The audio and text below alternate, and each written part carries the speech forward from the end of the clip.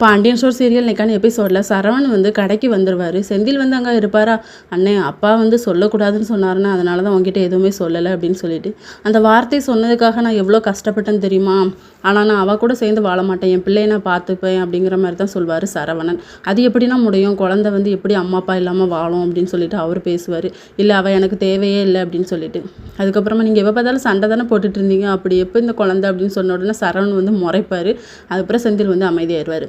அடுத்த சீனில் நம்ம மீனா, பாண்டியன், அதுக்கப்புறம் கோமதி 3 பேருமே பேசிக்கிட்டு இருப்பாங்க. இப்போ மீனா சொல்லுவாங்க, அந்த குழந்தை காரணத்துக்காக மட்டும் நான் அவங்கக்கிட்ட பேசலை, அவங்க ஒரு நாள் தற்கொலை பண்ணிக்க பார்த்தாங்க, அப்போ நான் தான் காப்பாற்றினேன், அவங்க ரொம்ப கஷ்டப்பட்டாங்க தெரியுமா அப்படின்னு சொல்லிட்டு.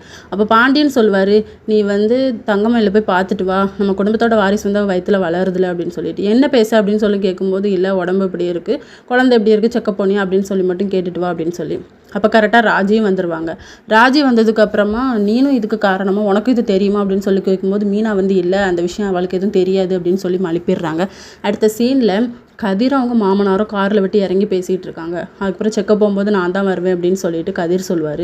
ஆனால் மாமனார் வந்து இல்லை நீ வர வேண்டாம்ப்பா அப்படிங்கிற மாதிரி தான் சொல்லுவாங்க. இந்த விஷயம் யாருக்குமே தெரியக்கூடாதுன்னு கூட சொல்லியிருப்பாங்க. அம்மாரோட அப்பா வந்து கதிர்கிட்ட வந்து சட்டையை பிடிச்சி கேட்பாங்க, நீனு எங்கள் அண்ணனும் எங்கடா போயிட்டு வரீங்க, எங்கள் அண்ணனை கைக்குள்ள போட்டுட்டு நீ என்னத்தடா நடத்த போகிற அப்படின்னு சொல்லிட்டு.